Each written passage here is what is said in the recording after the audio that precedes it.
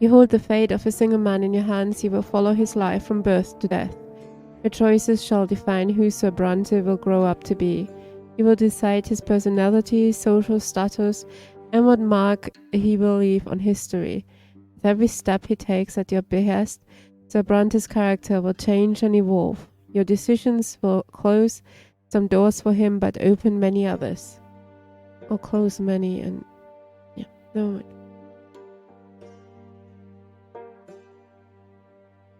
The world of Sir Brante's birth is a ruthless realm where people are divided into estates. It is hard to be a hero here.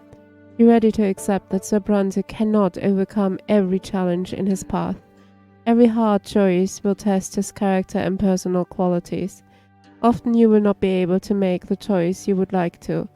It may happen because you choose a different road earlier, exhausted your hero's willpower, or haven't earned the right position in society.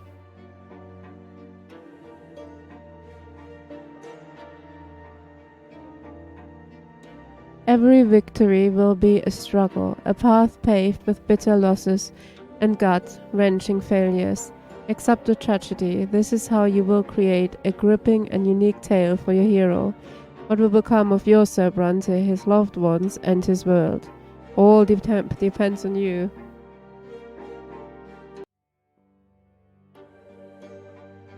The story of my life remains written on these pages, but my fate has always been my own.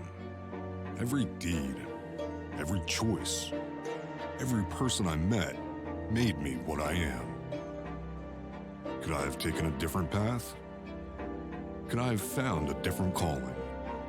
Altered the very course of history? And what price would I have to pay?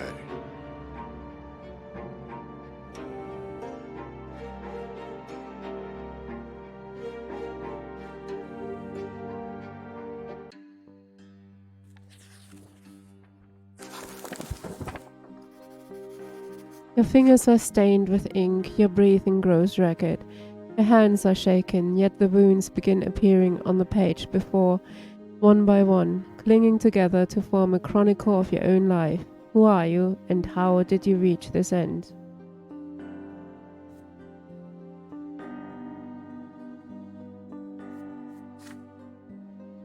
You were born, raised, and lived your entire life in the blessed Archnean Empire. In this land, a man's destiny is predetermined at the moment of his birth, whether human or Archnean, nobleman, priest, or low-born commoner, all bend to the divine will of the twin gods, and each life is not but a single cog in the universe's immeasurable machine.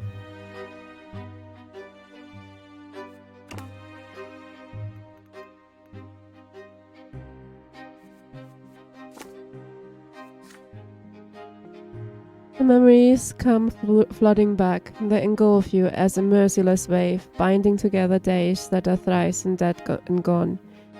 The dreams of your childhood, your adolescence, your youth spent in the capital, years of peace teeming with life, and a war drenched in blood. High ranks and lowly deeds, opulent palaces, secretive city backstreets, fields of battle and faces, so many faces of the people you held dear, the people who walked this road by your side.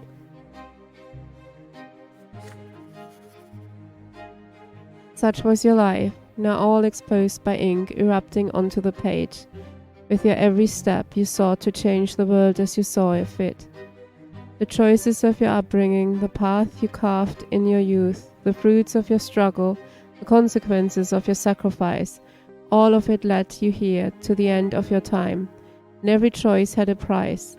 Now years and years later, the crossroads of your life echo in your memory, the pain and joy inextricably intermingled.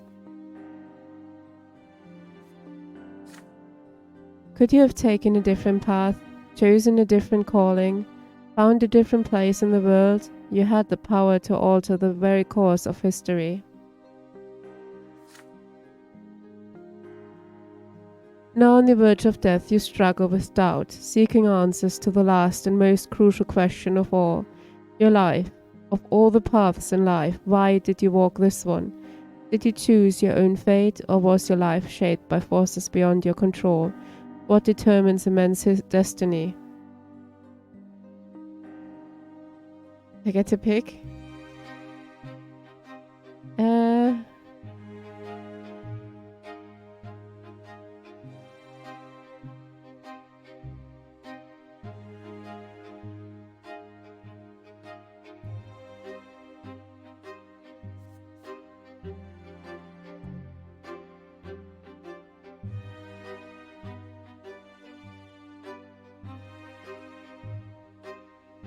The world around him. Your path was charted for you by the people, the age, and the society in which you lived.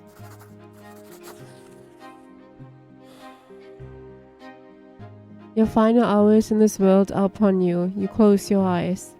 In your mind's eye, you see them once more, the faces of your family, your friends, your foes, and your underlings, your rulers. One after another, you recall the events that changed you forever. And in that moment, you know the truth. You are a part of this world. You are its flesh and blood. Your family, your hometown, your empire, they all made you what you are. Your destiny was the sum total of your upbringing, your social status, other people's choices, and the age in which you lived.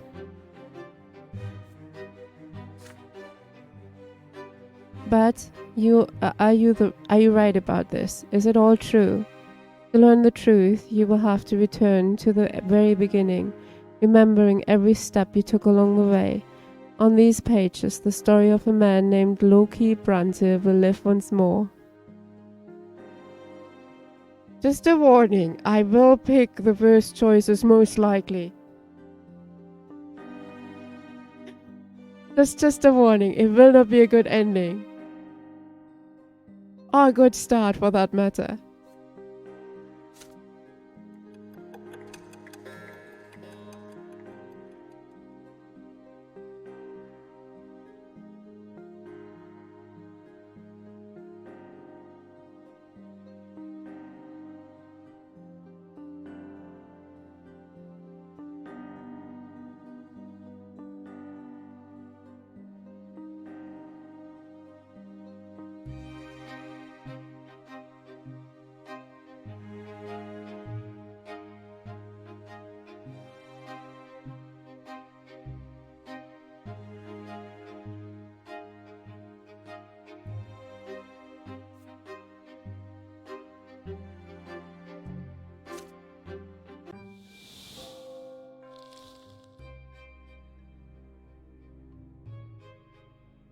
Chapter 1: Childhood.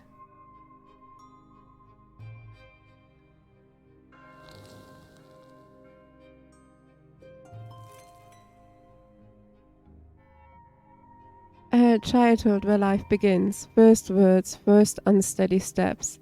You are but a small child learning about the world in which you were born. To you, everything is so new, so baffling, and so unforgiving. A long, trying life stretches before you, so many feats and faults, so many fateful choices to come. Yet you are already sowing the seeds of your future self. You are learning to live and to survive in this world, looking for a place within it to call your own, choosing your future destiny.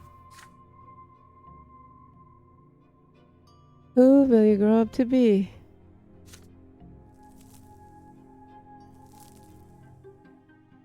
In the chapters Childhood, Adolescence, and Youth, you will live through your hero's coming of age. We shape the protagonist's personality, his qualities, and relationships. By the end of the prologue, you will determine the estate and future occupation of your hero. Only in adulthood will he start to influence the world around him and even the ultimate fate of the Empire. Who will Loki Brante grow up to be? It is your call.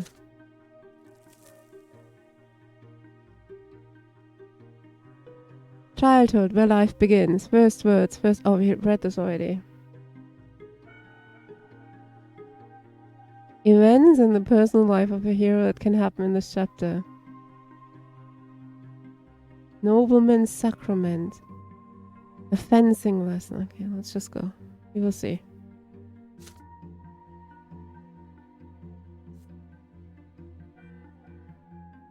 The personal qualities in this age that determine which choices you may take. The ability to get your way, affects your fame of mind, and the skills you have when you grow up.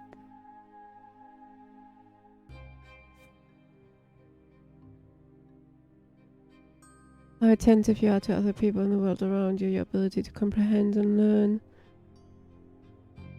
affects your frame of mind and the skills you have when you grow up.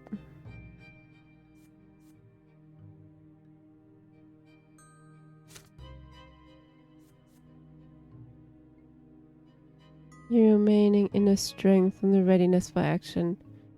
You spend it on difficult choices. Okay. Deaths. After suffering a lesser death, one is reborn. One who dies true death faces the judgment of the twin gods. What do you mean, a lesser death?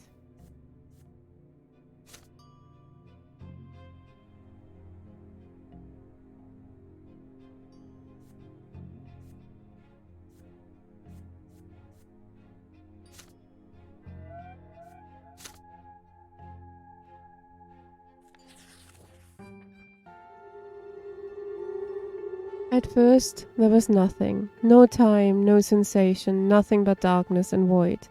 But then a will breathed life into nothingness. Matter and spirit were set in motion. History began its march. It was your turn to enter this world. Your first memory, you're lying on your back, blinded by a bright white light. You're not alone. Above you tower the colossal figures of those who created you. You're part of them, and they are part of you. Between you and them is an inexplicable connection. A strong, unbreakable link. They will always watch over you, guard you, and protect you. It hurts to breathe. You let out the pain in the form of a desperate scream. Your creators extend their hands towards you.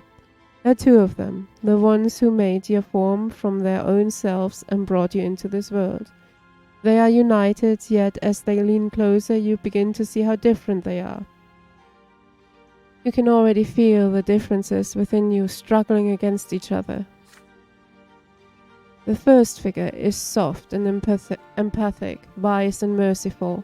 The love that emanates from it robs you head to toe like an invisible blanket. The warmth from it is never ending. The second figure is strong and powerful, commanding and noble. It is harsh but fair, a beacon of guidance, a force of protection, and merciless punishment for every misdeed. Yet there is also a third figure. It is like a shadow, barely seen behind them, yet already pulsing with an unbreakable will to live. It is the very will to live that is now growing even stronger within you. A soft open palm, a strong closed fist, a lingering distant shadow. You struggle to loosen the swaddling clothes wrapped around you and extend a tiny hand into the world.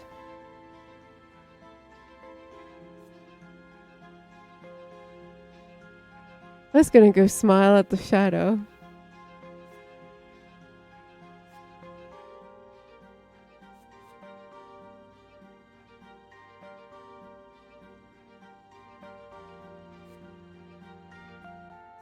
Well, we're smiling at the shadow.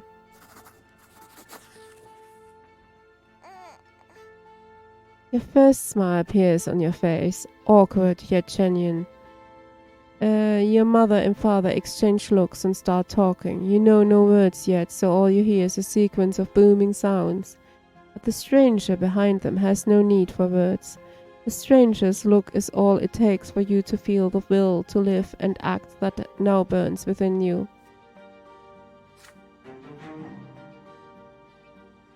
The shadow brings a finger to its lips as if to say, there, baby, don't cry. This is our secret now." And then the shadow melts into the light.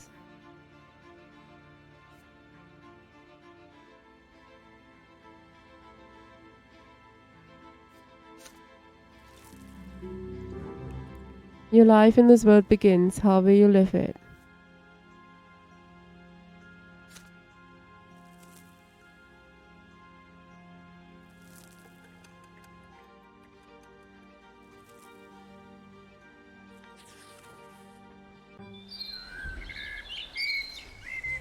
As the days go by, you learn to tell your parents apart. You recognize father by his heavy breath and strong cold hands. He visits you rarely.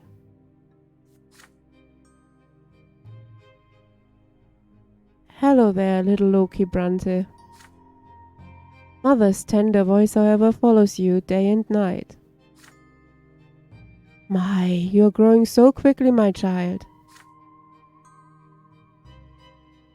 There are 2 more children in the family named Stefan and Gloria. Gloria sings songs to you. She often dresses you in tight clothing and gently holds your hands as you learn to take your first steps. Stefan likes to sweep you up and pinch you and toss you into the air.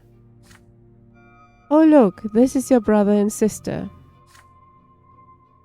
Yeah, you are my little brother. We're gonna play together, but I'll always be in charge 'cause you were born a commoner. Be quiet, you. He doesn't understand yet. Come on, baby Loki. Let's go play in the yard. It's hot outside. You grip your brother's hand with one hand and your sister's with another as they help you walk down the giant stone stairs. Then you sit on the ground and start exploring these sparse blades of grass with your fingers. It tickles. In the sky far above and away from you is a gigantic pillar, a perfectly straight stick made of light, so bright it hurts to look at it. Why are you staring at the shining pillar? It's not going anywhere, you know. Hey, I wanna play hide and seek. He's just a little baby, how's he gonna play? Then you hide him and I will try to find both of you. You have no idea what they are talking about, but you support them with happy cooing. This is strange, but so exciting. Stefan and Gloria glance at each other, then your brother walks to a big tree, closes his eyes and starts shouting something. Gloria takes your hand and walks you through the yard. Your sister takes you behind some thick bushes by a tall wall. The light from the lights stick on the horizon barely reaches here. You can't see home from this place. The ground is crawling with tiny black bugs. Gloria sits you down on the ground and puts a finger to her mouth for some reason, and then she's gone. You can no longer hear Stefan's voice. Gloria is nowhere to be seen. You feel colder, the bugs are no fun to play with. You've been sitting here for a long time, completely alone. Nobody checks on you. Did they forget about you? Did they abandon you?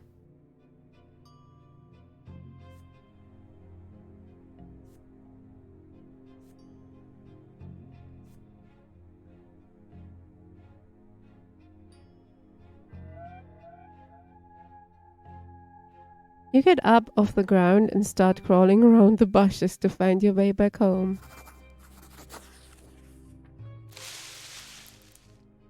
You get up on your feet, swaying a little bit. Carefully, you take the first step, then lose your balance and plop down on the ground again. But you are determined. You get up again and keep walking in the direction Gloria went. You walk out of the bushes and further towards the wall of the house. And then the most tender and gentle hands in the whole world embrace you and pick you up. Mother has found you. Lydia Brante, there you are! You lean on Mother's chest and hold on to her with your arms. You want her to know that you came here all by yourself without any help. She pats you on the head. Your brother and sister stand behind her, clearly feeling guilty. Gloria is in tears. Stefan is starting at his feet.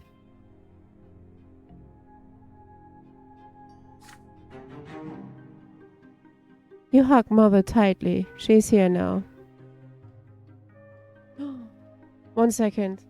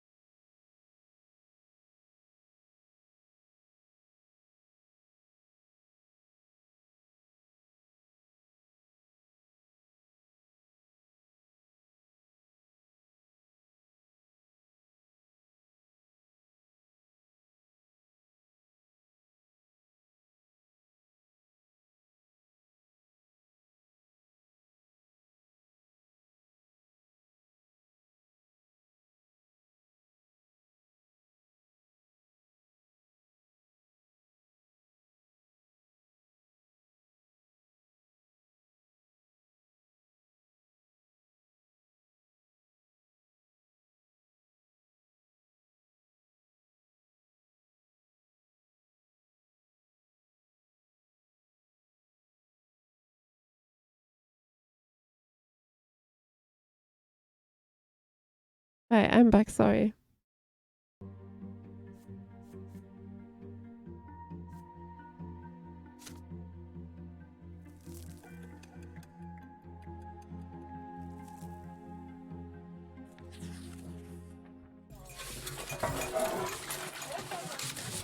Another memory.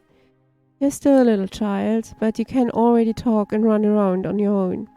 Today is out of the ordinary. Father is busy around the house giving orders to the servants. Throughout the day, the kitchen has been abuzz with work, and there are solemn, gloomy preparations and candles being lit. Even your older brother Stefan is quiet today. Mother takes your hand and brings you to your sister Gloria.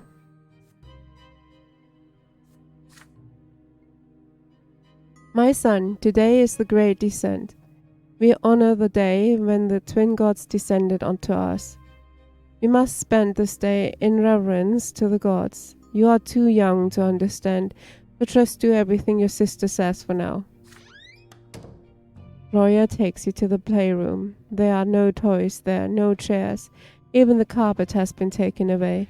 There's nothing there but a bare wooden floor. Today we are not allowed to go to any other rooms, and we will be eating nothing but gruel and stale bread. On the day of the great descent, everyone must be where they belong.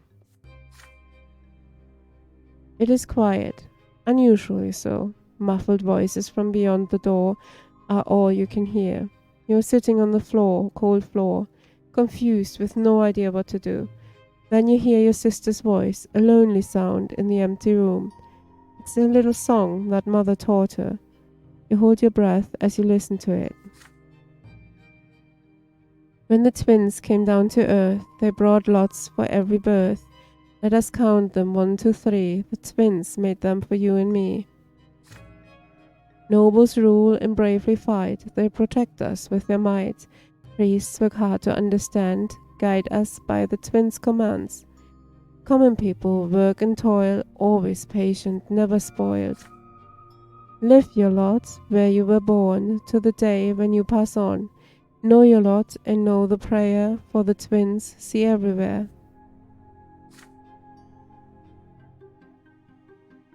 You are transfixed by the tune. Gloria notices your gaze and smiles creeps across her face. You like the rhyme, don't you, Loki? Do you know what it's all about? Look, there are 3 lots. They were brought to us by the twins when they descended to us from the shining pillar. Remember the pillar of light on the horizon? That's it. You can see the shining pillar anytime from anywhere in the world.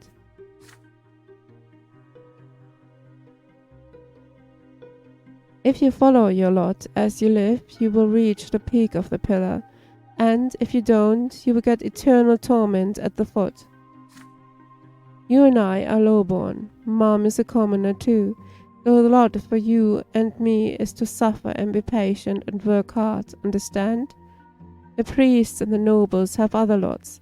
The nobles fight and rule over everybody. The priests, well, I'm not exactly sure what they do, but I guess they talk to the twins and then teach everybody.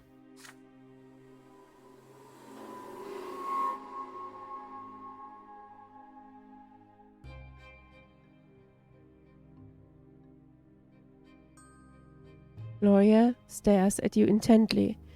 Did you get it, silly? Then she shakes her head and keeps singing the song over and over again. Her voice transfixes you, drawing you in. The room starts to glow like the sky. From this light emerge 2 figures you have known ever since the moment of your birth. One of them embraces your sister's shoulders, the other stands guard behind her back. You watch this happening before your very eyes, unable to run away. Gloria is swaying to the song, unaware of what is happening. She sings the final verses once more. Know your lot and know the prayer. You feel compelled by this divine sight to express yourself somehow.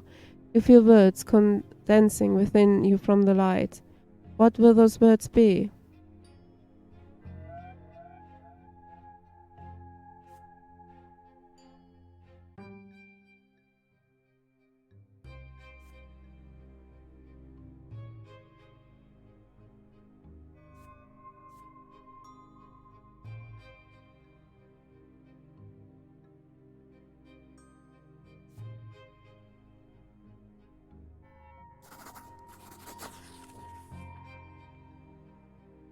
Know your lot and know the prayer. For the twins see everywhere. You sing the last line together with Gloria. Your sister looks up at you in surprise and gives you a nod. The shining pair standing behind her back turn to look at you. You can feel the gaze piercing you from top to bottom. When the moment passes, they melt into the dim light coming from the window. Gloria turns her head to look at where you were staring. Did you see something, Loki?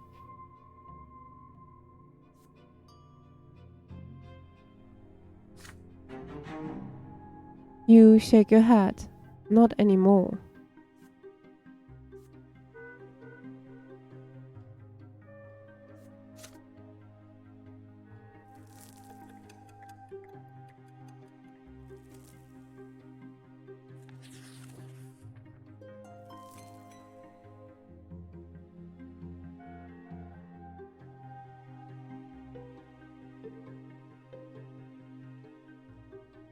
You're starting to understand more and more of what the adults say. Your family is an unusual one. Your father is a nobleman, but not by birth. His is a title earned through great service, but your mother is a low-born woman, a commoner.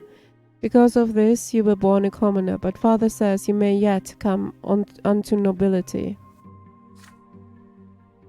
You learn to read at an early age. Together with mother, you read and learn by heart the many poems about the divine twins, the twin gods who reside upon the shining pillar. Mother calls these poems prayers. Again and again you try to discern the shapes of the gods in the strip of holy light that shines in the sky all day and night, but the light is too blinding to gaze upon. The greatest joy of all is when the stairs are no longer an insurmountable obstacle. Now you can climb and even jump from step to step. Father urges you to be more careful and avoid climbing too high. But even though you keep falling, you never stop being curious about the world around you. Your older brother, Stefan, now spends less and less time playing with Gloria and you. Playing with commoners is beneath a nobleman to be, he says. But Gloria calls him names and Stefan pulls her pigtails. One fine evening, father gathers you all in the sitting room with an announcement. You will have another little brother or sister soon. Gloria asks him to bring home a little sister. Another brother would be too much. Stefan gets frustrated. There are too many little siblings getting in his way as it is. Soon you will be an older brother too, and it doesn't really matter who the youngest will be, a boy or a girl, you will love them the most. When father comes back from his trips, he reads his adult books aloud for you. Find those stories of wars, generals, and rebellions quite enchanting, and father approves of your fascination. Study hard, and maybe one day you will become a noble of the mantle and earn your sword, but first you need to grow up. Growing up, the concept is as terrifying as it is alluring.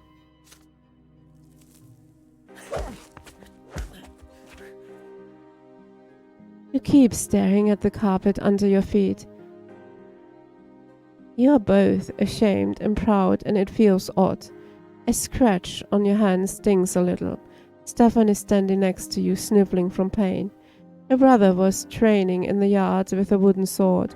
You wanted to play with him, but he ended up getting angry and throwing the sword at you. The stick hit you in the shoulder. You picked it up and hit him with it. You see mother's shoes walking to and fro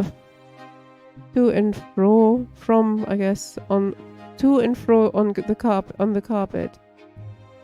But you do not want to look up. You would rather not see her angry. She is not as gentle to you these days. Why did you hurt Stefan, Loki? You stammer out an explanation. He hit you first. You just hit him back. How dare he pester me like this? When I grow up, I'm gonna hit you with a real sword. Mother shushes you both and speaks to you again. Her voice is stern, and yet you can still feel her concern for you. Even if Stefan hits you, you cannot hit him back. You are my son, and I was born a commoner. Our lot is to suffer. But your brother was born from a noble father and a noble mother. His sacrament is coming soon, and then he will rule over the likes of us. If you hurt a noble, you must be punished. That is your lot. And the sooner you learn it, the better off your entire family will be. Now Stefan looks at you in triumph. You look up at Mother in fear, not sure what to do now.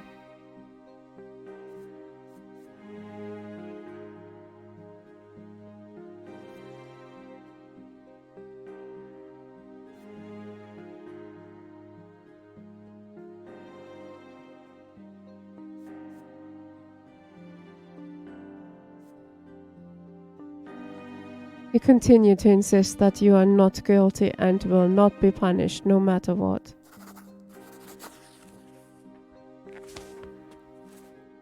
You break out of Mother's arms and start screaming. You're innocent, you cry, and if he hits you, you will hit him back. All fear and shame are gone. You stand up straight and stare defiantly into Mother's eyes. Her expression grows bitter. She catches you by the collar of your shirt and drags you down the stairs. This ain't gonna be pleasant.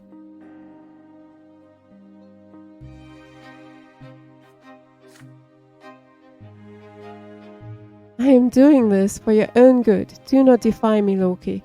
You are born a commoner, my son. Power and will is not your lot. This is Stefan's lot. He will become a noble soon. Life for you and me is humility and suffering. You have to accept it. You are flogged in front of your entire family. The pain burns on your skin again and again. You clench your teeth and hold back the tears. This is the only way you can prove that you are your brother's equal. It is the only way you can prove that one day you will have the right to rule and fight.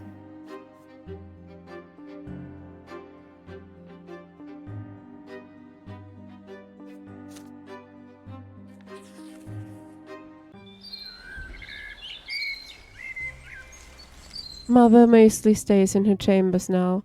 With each passing day she grows heavier and her features get rounder. It gets difficult for her to walk, but she still smiles all the time. One day she takes your hands and puts them on her big belly, and you feel a movement deep inside her. You will have another brother or sister soon. Gloria takes you on walks to the yard now. You explore the yard together under the evening light of the pillar, and she sings you songs and tells you amazing stories. Hey, Loki, do you want to hear a rhyme? I wrote it myself. There's even a bit about you, but don't tell anyone, okay? Writing poems and songs is only for nobles. If Mommy hears about it, I will get flogged. Remember how you got flogged for hitting Stefan? Our judge is my second father. In the past I had another. Mother says the twins are great, says we should not fight our fate. Brother loves to jump around. Please don't fall down on the ground. Dear wrote a little rhyme. Please don't tell them it is mine. But today your sister is nowhere to be seen. She promised to take you to the old pond and show you the red frogs that live there, but then she vanished. The servants join you in your search. Even Mother leaves her chambers where she hears the commotion. Finally you find Gloria in the far corner of the garden. She's holding a quill and sheets of paper covered in poetry. Mother becomes angry the moment she sees it. She looks through the poetry and her face grows dark with rage. Gloria is standing before her, wringing her hands and looking for an opportunity to run, but there seems to be no escape. What is this nonsense, Gloria? We talked about this. You were told to take care of your little brother. You are absolutely not allowed to entertain yourself with this writing.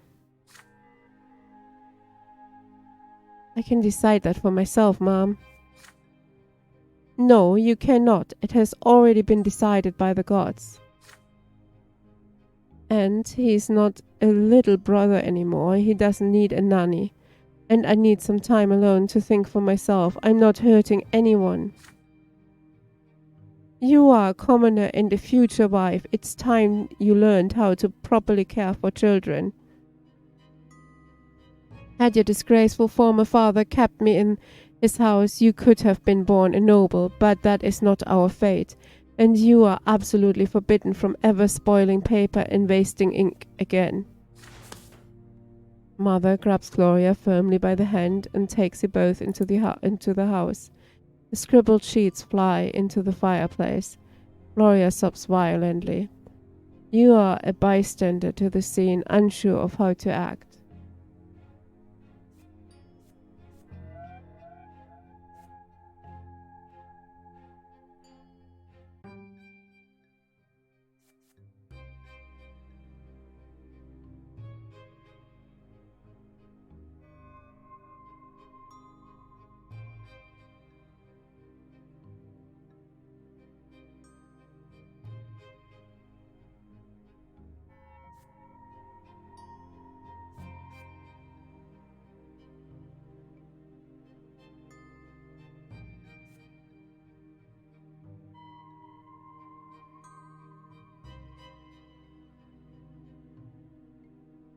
I can't be mean. I want to be mean, but I can't be.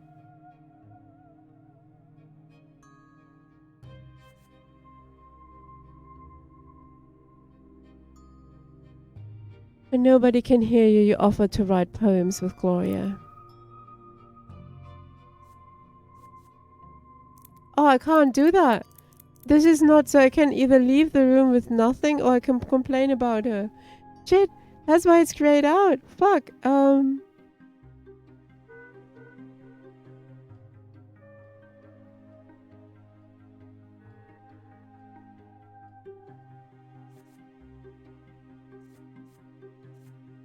Well, if you have the toys of these, I'd rather leave the room, but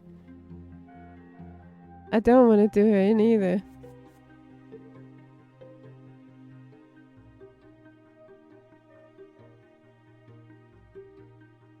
Nah, just leave the room.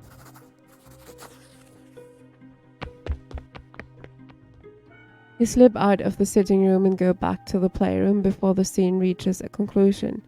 You can still hear Mother yelling and Gloria crying behind your back as you leave. Back in the playroom, you start building a formidable fortress out of wooden blocks to busy yourself. If only you had toy soldiers to storm it. A little later, the playroom door opens. You're not mad at me, are you? You shake your head. Can I stay with you for a while? You nod and return to your game. Gloria sits on the floor in a faraway corner of the room.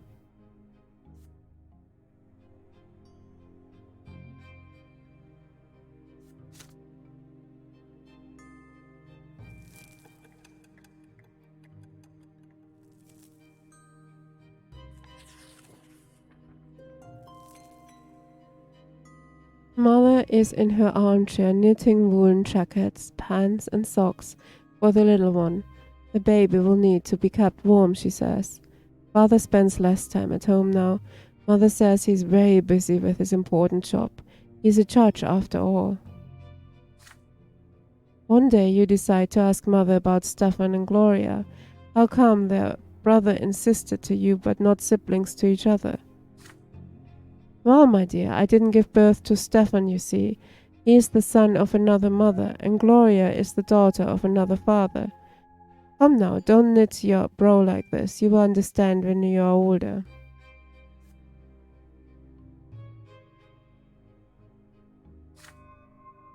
How is that even possible? You're all family, are you not? Several days later, Mother calls Stefan and Gloria to the sitting room. You sneak in after them. At first, Mother gets angry and asks you to leave, but then she relents. You're told to sit still, be quiet, and remember every word you hear. When you enter the temple, bow to the twins, first to the elder on the right and then to the younger on the left. Stefan, you're a nobleman to be, so walk along the side paved with marble. where the branches are. Gloria, you walk along the sharp side. When you're there, you must get down on your knees, each on your own side. Stefan, kiss the sword. Gloria, my daughter, they will strike you with the lash. Don't be afraid of it. Resign yourself to the suffering it brings. It is the blessing of your lot. Gloria doesn't like the idea of the lash. There's a tense feeling in your chest as well. You were told to remember this. Will the lash strike you too one day? On the next day, they take your brother and sister to the temple. You run towards them when they finally came back. The back of Gloria's dress is soaked with blood. She hunched a bit, sobbing quietly. Stefan is putting on airs, acting prouder than ever. Nothing else looks different about them. It's like all the same, and yet everything has changed. Each of them has accepted their lot.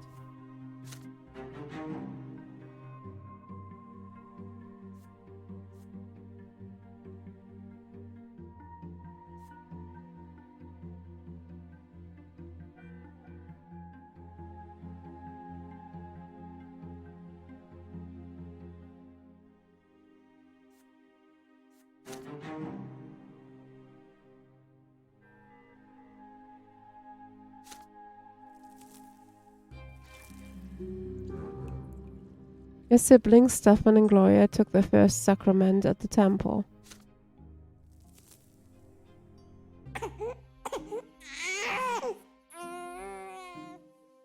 The newborns cry. You eye the little bundle in your father's arms with curiosity. Behind the many layers of swaddling clothes is your newborn baby brother. Mother is glowing and smiling with joy. Stefan and Gloria are also here, all excited. You promise yourself you're going to be the best big brother in the world. You will never hit him. Oh no, the two of you will play together and tease Stefan together and help Mother together and go on so many adventures together. It feels so strange to be an older brother. Just the other day you were the youngest in the family, but everything is different now. Your parents name your little brother Nathan, and Mother spends day and night by his side. And Nathan cries all the time, day and night. Mother barely gets any sleep. She is so worn out she starts forgetting things. Like today, for instance, she forgot her knitting in the armchair in the sitting room. You'd better bring it back to her as soon as possible.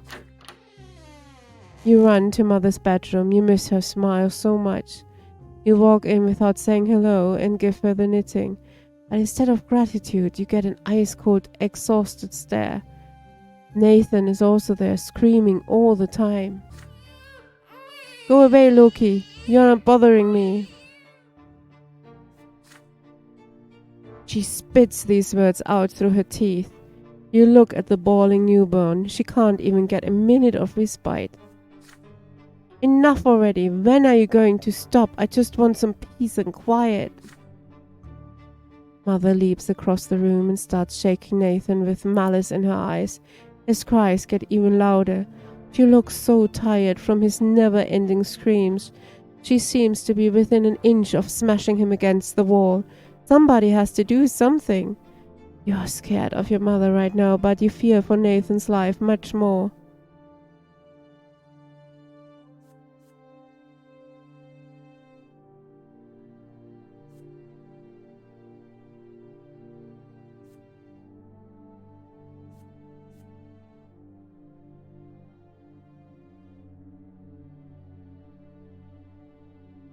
You take Nathan from Mother and run away.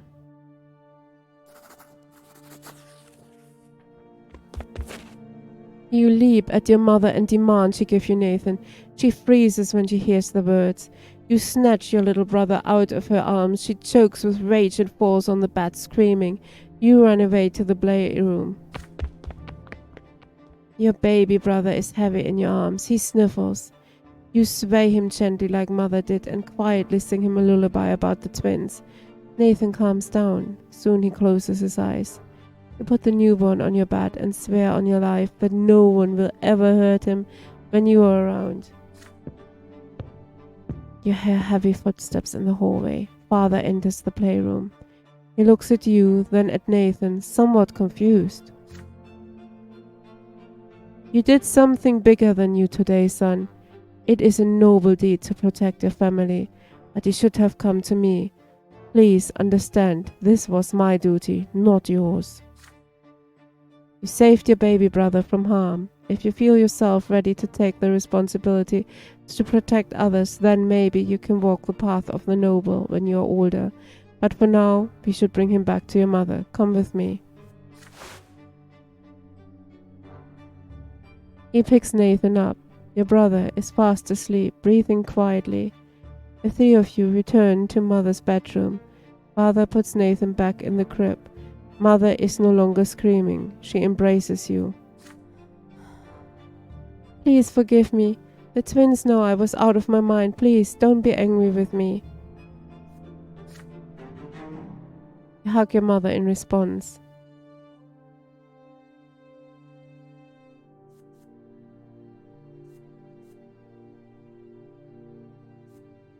As if my younger baby brother would remember this. Oh, come on. There's no way.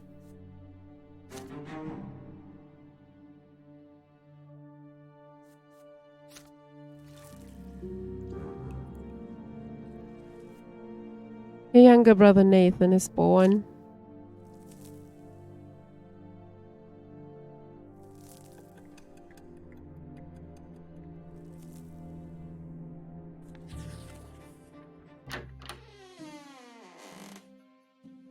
You wake up to father's touch on your shoulder. He is finally back home after a long trip. Loki, today is your special day, the day when you begin your studies. Now teachers will be coming to our home and to teach you, and you must do everything they say. Be diligent in your studies, and you will grow closer to the nobleman's lot.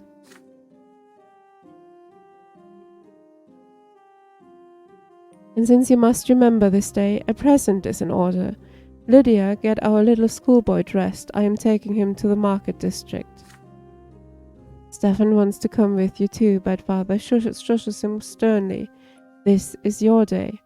Your elder brother is hurt to hear this, but stays quiet.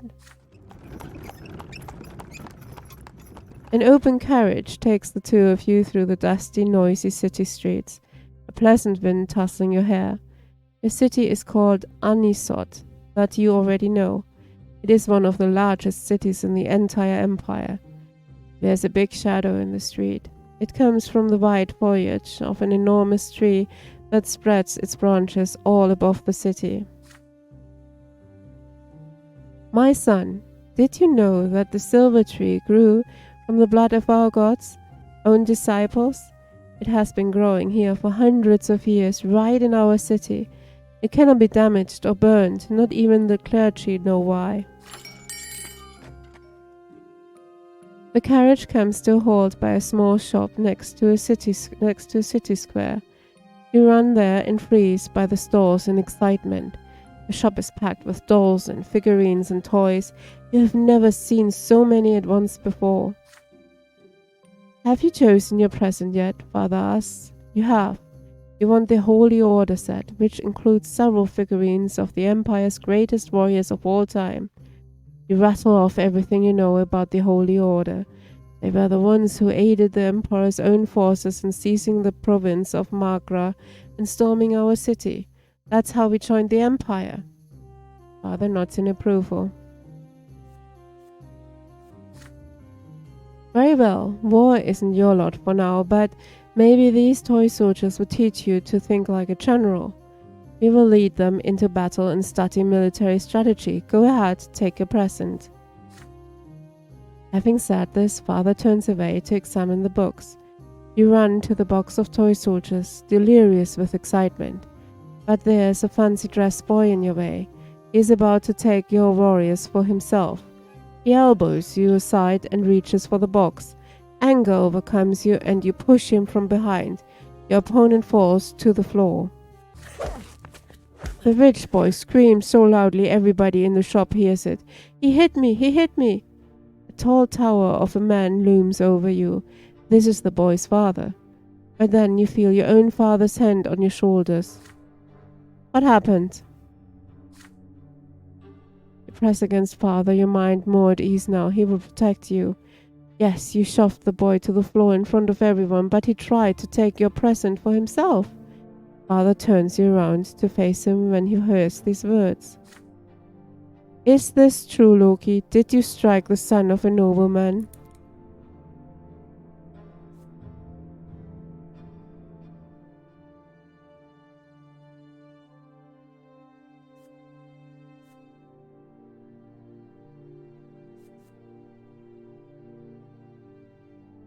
Hmm.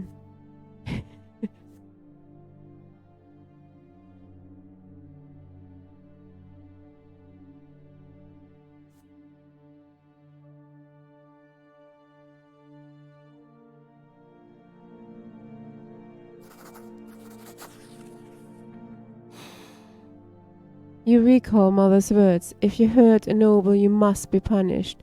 There's no use trying to lie to escape it. You say it was all your fault. You pushed the other boy to the floor because you wanted to get your present before him. Father nods to you, relieved to hear it, and the enraged nobleman grabs you by the hand and drags you out into the street. The law is the law, and your punishment is due. They lead you and the nobleman's son out of the shop. You're told to bow to him and show humility. A bad feeling sends a shiver down your spine. With a satisfied grin on his face, the boy swings his arm and slaps you on the cheek. He strikes you again and again. Father stays quiet all the while, but as you ride home after the punishment is over, he shows you a rectangular package. I am proud to see you living by your lot. A common birth leads to a life of humility, and you told the truth and accepted your punishment like a man. This present is yours, my son. Inside is a little box with the tin soldiers of the Holy Order inside. They are your reward for humility.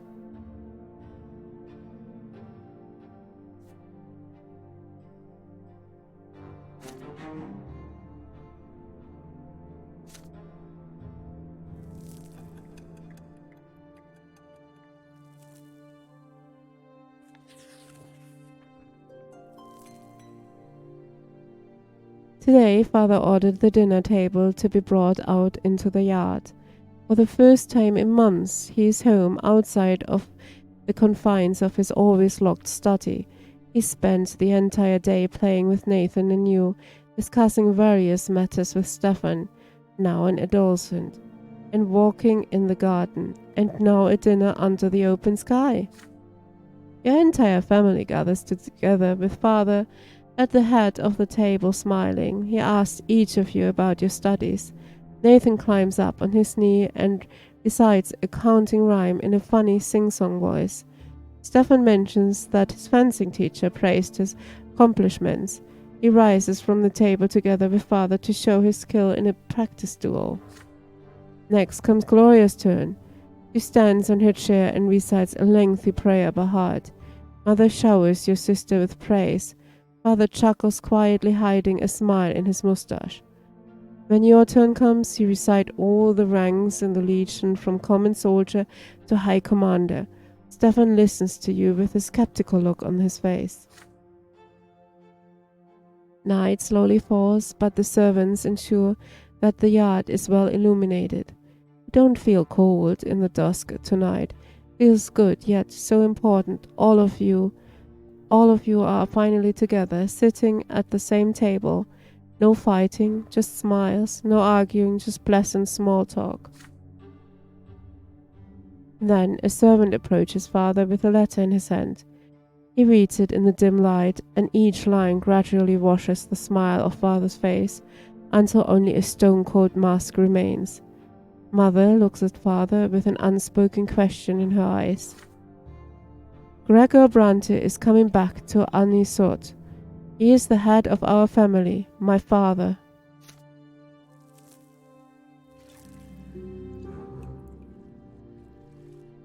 Your grandfather, Gregor Brante, returned to the family home from the capital.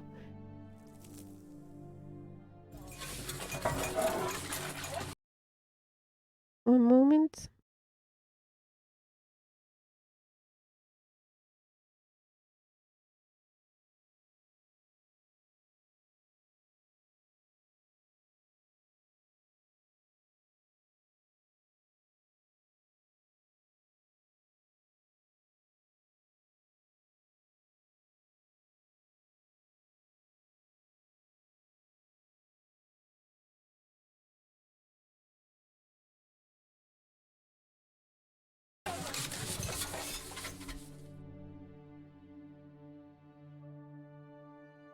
The intrusion.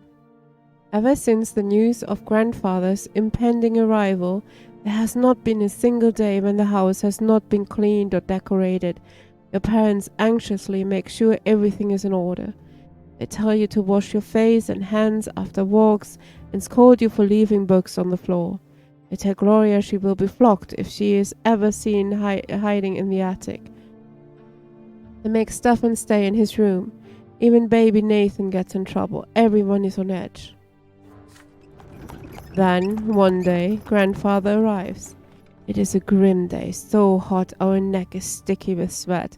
Father, mother, Stefan, Gloria, you, and Nathan, the entire Brante family stands on the porch in front of the house, the house servants lined up behind you. The carriage arrives, and out steps a tall, gaunt old man with a heavy walking stick and a heavier gaze. You cringe instinctively. Yikes. Good health to you, father. Children, greet your grandfather as you have been taught. Still trying to look like a real nobleman, are you? You can't fool me, Robert. I was the first of the Brante family to be ennobled by the mantle, and I am the only one who remembers how to bear this burden properly. I live honorably by my lot. Your marriage to that low-born wench cut us off from ever becoming nobles of the sword. My progeny could have been born bearing noble blood. Father, I beg you, this is not the place. Grandfather eyes him with scorn and walks into the house, the entire family following close behind him. I have been away far too long. The entire house is a mess. This is an insult. How can you live in such a pigsty? But servants have grown far too lazy, all thanks to your commoner of a wife. I warned you, did I not? And yet you did as you saw fit. And the children, what do they know of tradition or honor? They are being raised in a virtuous family, father. And now you're speaking like a lowborn who is content to live in humility. Twins willing, now that I am here, this will not happen again. I'm taking your oldest son to the capital. I see you cannot provide Stefan with a proper education, so I will correct your mistake. Your brother's fate has been decided just like that. Father does not object. He orders the servants to prepare Stefan for the journey. Stefan freezes in place, glancing at grandfather and father again and again. The latter puts a hand on his shoulder, reassuringly. Grandfather's lips are a tight line, white with contempt. The house is examined room after room. Everything grandfather sees is showered with scorn. He scoffs at the crease on the blanket in Nathan's crib. In mother's bedroom, he mocks Gloria's knitting in her room. The door to your room is next. What is this, Robert? Tin soldiers in your younger son's room? He was born a commoner. I won't have him daydreaming of battle. Grandfather seizes the box containing the tin warriors of the Holy Order. Your father stays silent. Anger and fear boil within you.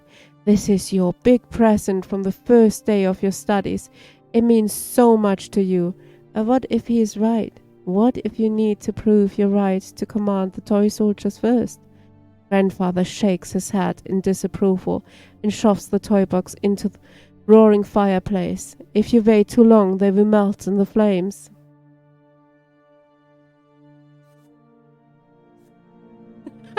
I've got two options. Either cry like a baby or strike the grandfather, which results in a death.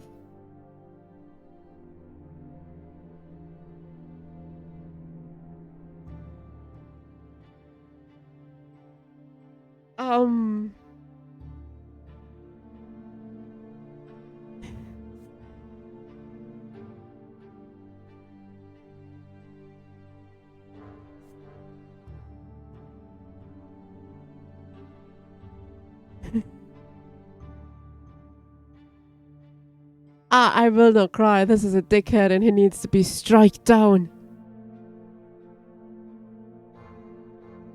Driven by mad anger and injustice, you kick grandfather in the leg.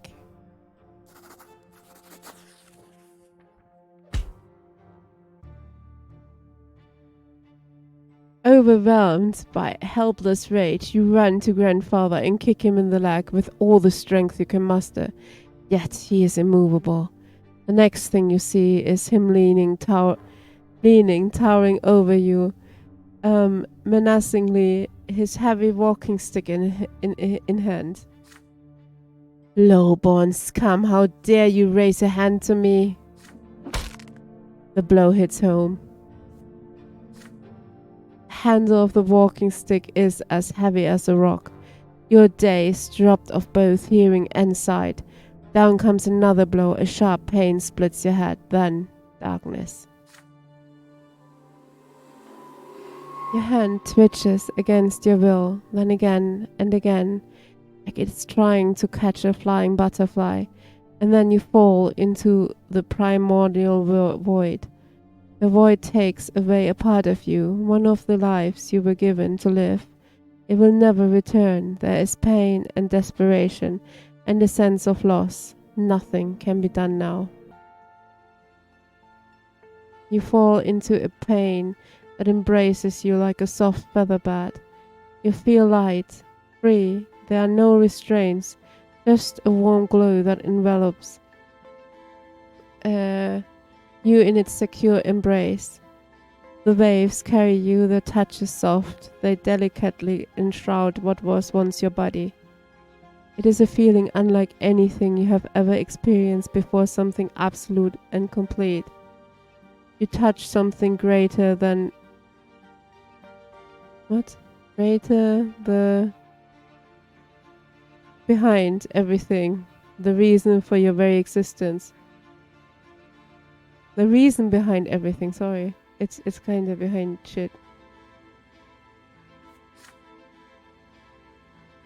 You were sculpted from this light. It was the first thing you ever felt, a boundless and sincere unity of the diverse. Your beginning was a spark that cast this light in all directions, and now you are here again, one with the beginning of everything. The light gleaming from you resembles the light of the shining pillar. You still see it. In the north, as always. The waves of light carry you to two figures. The elder is nearest. He is ready to accept you. He is quiet, wise, kind, and pure. The younger waits further back. You do not know what he is yet.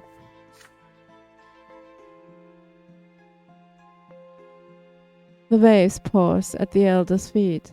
He leans over you and plants a feather-light kiss on your forehead.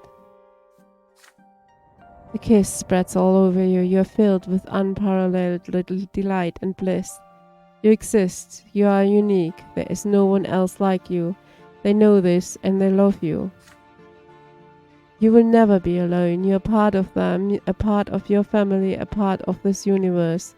The twin gods will never leave you. They watch over you constantly. The elder softly touches you as you lie spread out amongst the waves, sending you further down the torrent of light. You float on to the top of the silver tree's spreading crown. The closer you get to the silver tree, the heavier you become. The waves draw you down along its trunk. but you do not wish to part with the warmth and the softness with the love. You turn around. The elder is still watching you. He nods. All is as it should be. Go. Your time has not yet come. You must return to the world now. As you tumble down towards your body, you comprehend the true meaning of your lesser death and the divine love that has been revealed to you. Love exists not only in the hereafter, it is present in the entire design of the twins that is the origin of all life in this world. What is the manifestation of love in your mortal life?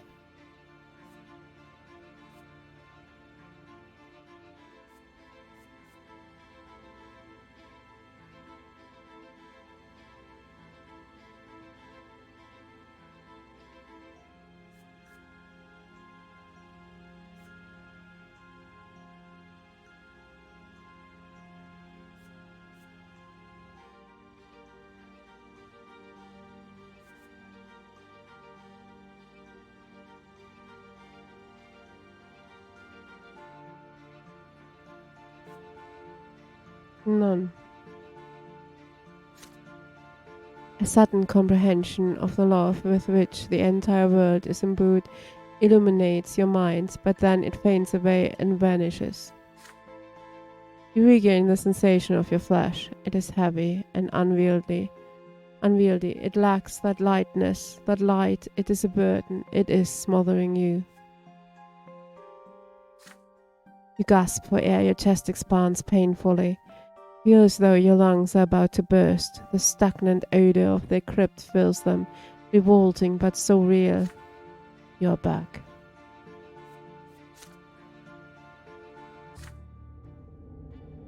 Then you smell a sickly, moist smell. You feel dampness all around you. You come back to your senses in the gloom of the family crypt, lying flat on a stone slab. Your parents are on their way to the crypt right now. You hear the muffled voices.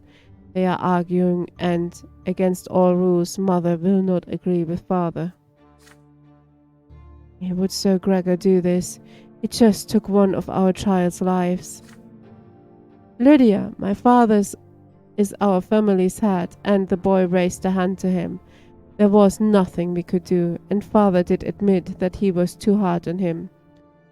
Please do not anger Sir Gregor. You need to accept this. It will never happen to any of our children ever again. The voices grow quiet. They lean over you. You lean on your elbows to try and get up from the stone. Mother gingerly rubs her cloak over your naked body as you shiver from the cold. My son, your first death came far too soon. I know it may be difficult to realize what happened, but know this. The twin gods are ever merciful. You are a child, and your time to leave for the hereafter has not yet come. You will be returned here by the gods twice more. But do not tempt fate again, and never ever defy those who can easily take your life. Loki, you have angered your grandfather greatly. Do not stand in Sir Gregor's way ever again, and he will never hurt you again. For now, just stay away from him. Father stays a step away from you, not saying a word. When Mother finishes talking, he picks you up and carries you outside. Together your parents take you from the family crypt. On our way out of the crypt, you take a moment to touch your head. It is perfectly fine, there's no sign of the blow. Back home, Grandfather is still walking through the house examining the rooms. You can see that Stefan and Gloria are disturbed by what just happened. Nathan starts crying when he sees you. The playroom still reeks of burnt paint. There's something new about you now, a pitch-black stripe on your left arm. It looks like a strange bit of dirt at first, but it will not wash off. It will be like this forever, Mother explains. That is all she will say of it.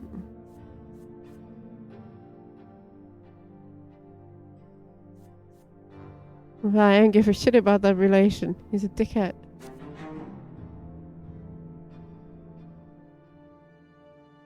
There's something new about you now. Oh, well, we read this. Death died once. Hey, hey, hey.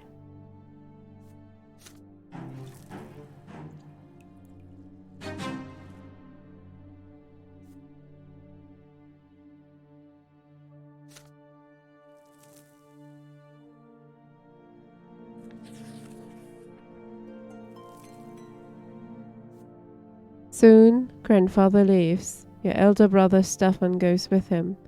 From that day on, father's hired teachers tend to you alone. They bore you with monotonous lectures on writing, counting, and the way of life in the blessed Archnean Empire. You often distract yourself from their instruction by playing with your younger brother Nathan. Your home grows quiet without your elder brother, too quiet. Weeks later, your family receives a letter from Stefan. Grandfather has sent him to a boarding school for nobles, and he is now studying hard in preparation for his service as a nobleman. Stefan Brante. The rules here are way too strict. You can't even sneeze without the teacher's permission. But I've been studying with my peers. We are learning now how to live as nobles in a noble society. We're also learning the art of swordplay. That's my favorite part. With Stefan now at the boarding school, grandfather arrives once more, this time to live in your home. The only good thing is that he often has urgent business in Eterna, the capital of the empire, and has to travel there.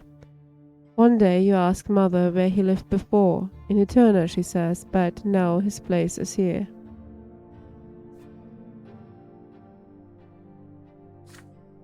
Each time grandfather returns, he gives the servants new orders. Your home is now always busy with repairs. Servants are redecorating grandfather's chambers, including his library and sitting room. Sometimes father tries gently to talk him out of this. Why subject the house to constant reconstruction? Grandfather's answer is always the same. This home is mine, and I will live here as befits a man of the nobility.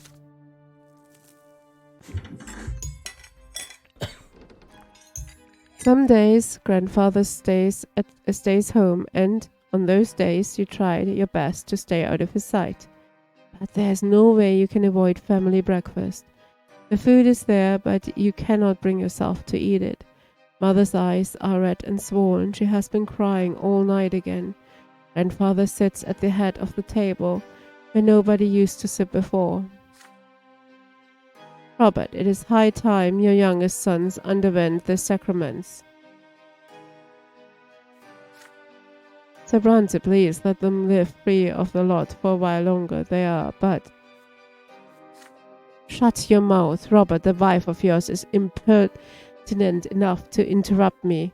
If this ever happens again, she will be eating her gruel with the servants in the kitchen where she belongs.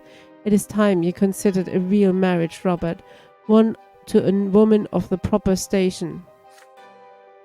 Gloria drops her fork. Grandfather shoots her a scathing look. A tear rolls down mother's cheek. Father does not look away from the plate, his hands clenched into fists. Baroness L. Loda is one such woman. She is a comely widow and a fine match.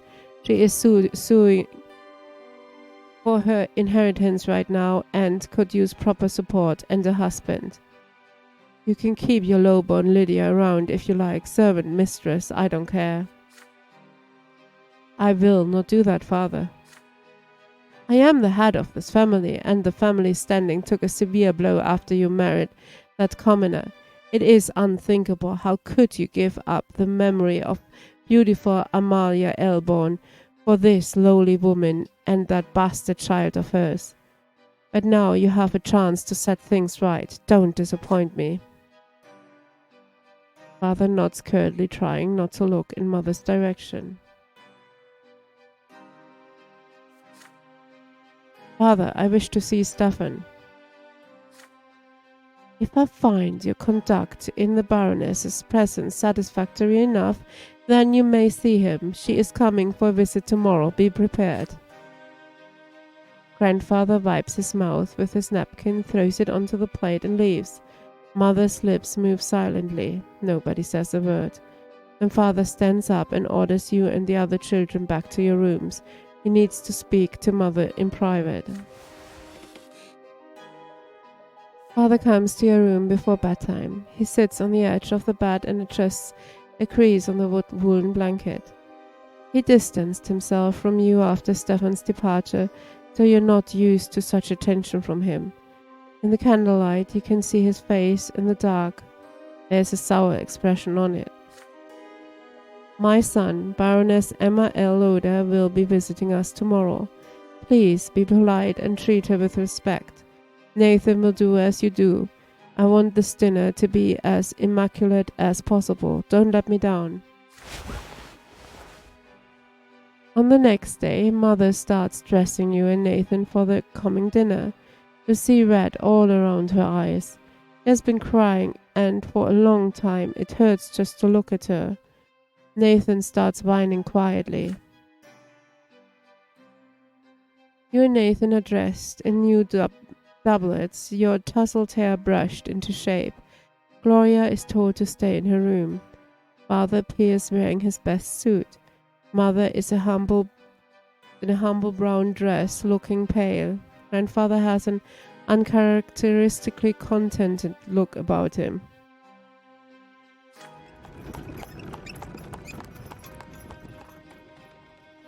You hear the sound of wheels and hooves against the cobbles in the yard, and a pair of dainty heels come clacking. The antechamber is completely quiet and still, fearing grandfather's observant eye. The door opens. You see your guest, a beautiful, dark-haired woman in a dress of elegant deep blue. Father takes the hand of Lady L. Loder and kisses it, showering her in compliments. Grandfather's face is beaming in her presence. No one even bothers to introduce Mother. Baroness, allow me to introduce you Robert's sons, Loki and Nathan Brante. Frankly, it's his eldest, Stephen, who deserves the most attention, but currently he's studying in Eterna with other young noblemen like himself. It is my hope that his younger sons will also make me proud one day. Grandfather eyes you with a probing look. How will you act in front of the Baroness? Will you accept her here next to your mother, your father's rightful wife?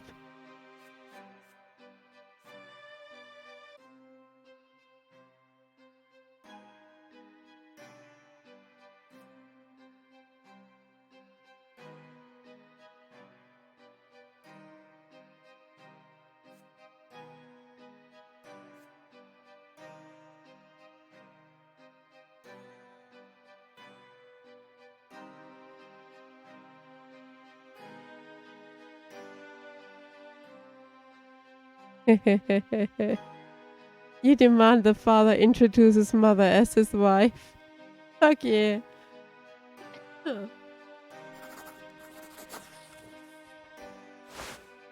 You follow father's example and kiss the Baroness's fingers gently. A laughter fills the antechamber, ringing like chimes. Behind your back you can hear mother sobbing. Grandfather nods to you in approval. Out of the corner of your eye you see mother quietly walking upstairs. No, this is wrong. This cannot be.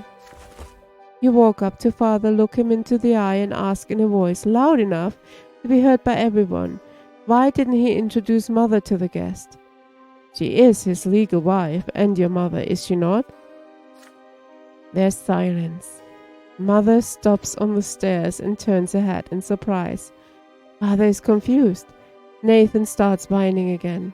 Grandfather grinds his teeth, his hand tightly gripping the heavy walking stick.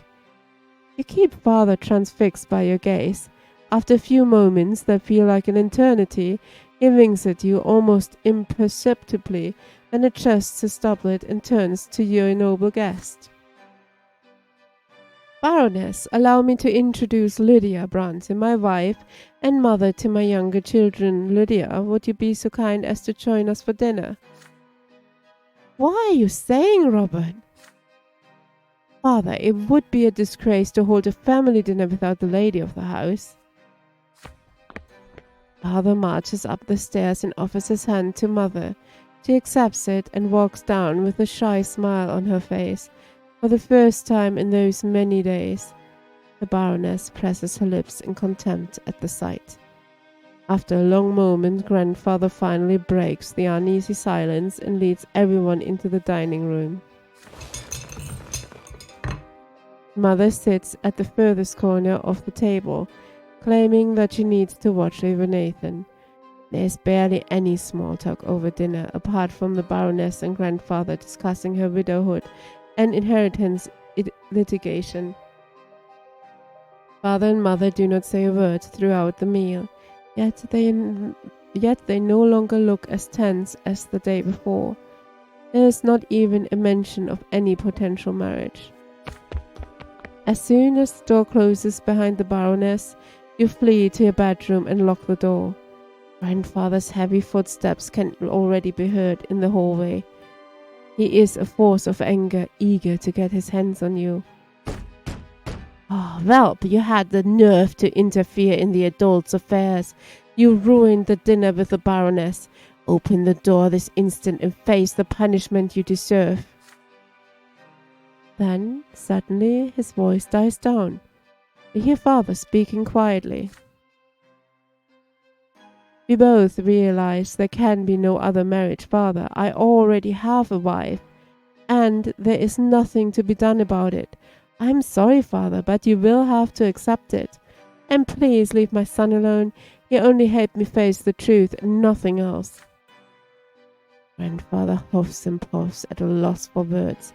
You hear the head of Brante family and his adult son retreat from the door of your room. It seems here will be no punishment today after all. Grandfather leaves for Eterna alone. About a fortnight later, Father receives a letter from Stefan. It seems Grandfather told him about the incident with the Baroness, and so the letter is full of ire. He writes that you have reminded high society about Father's marriage to a low-born woman, and now the family's reputation is at stake. Father winces when he reads Stefan's letter, deep in thought. Her mother is smiling again because of Father's actions, a joy, a quiet, happy glow. This guy's gonna kill me again.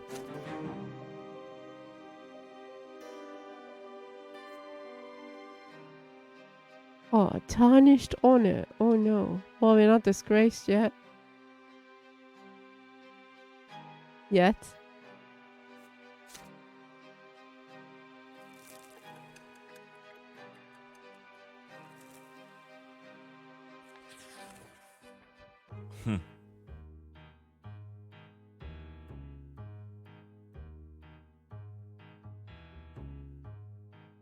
I think we stop here and we continue this another time.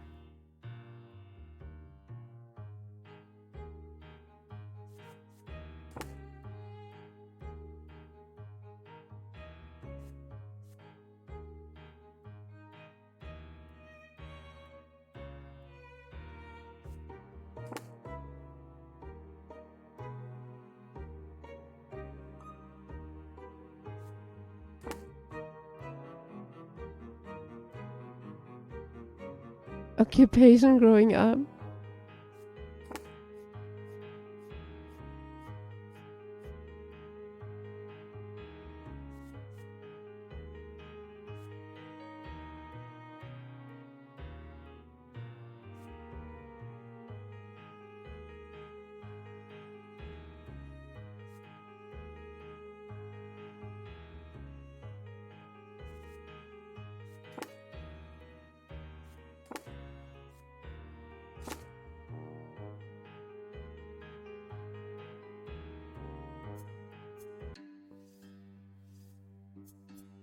Right, I can't wait to know how it ends, and I'm gonna go on a break and I'm gonna switch games.